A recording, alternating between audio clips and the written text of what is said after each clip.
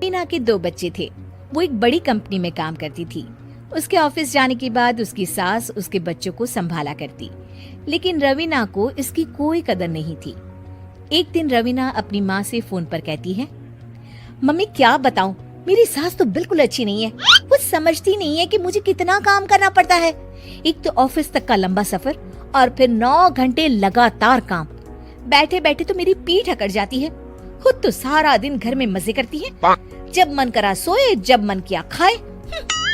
तभी उसकी सास वहाँ आ जाती है।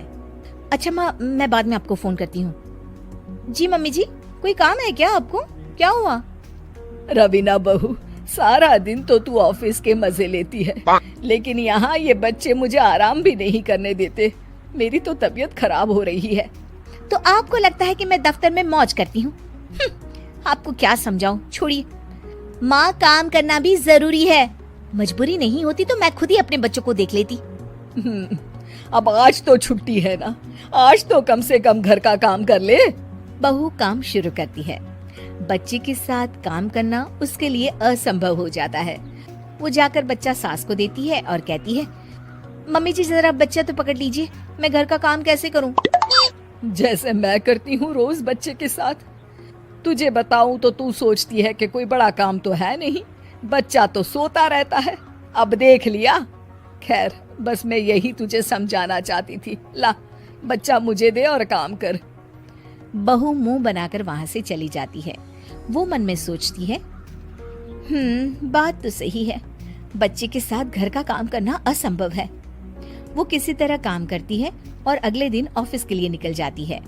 ऑफिस में उसकी सहेली उससे कहती है, यार तू तो बड़ी लकी है, तुझे तेरी सास खाना बना कर देती है, बच्चे भी देखती है और तुझे किसी बात की चिंता भी नहीं होने देती। अरे क्या लकी, बदले में मैं उन्हें पूरी कमाई जो दे देती हूँ और अपने बच्चे से दूर रहती हूँ वो अलग। हर किसी को ना दूसरे की प्लेट में ज्यादा घी दिखता है। जा अपना काम कर। अरे फिर भी ये तो है, यहाँ हमारे बच्चे को मैं क्रैश में छोड़ती हूँ, हर पल डर लगा रहता है कि क्या कर रहा होगा।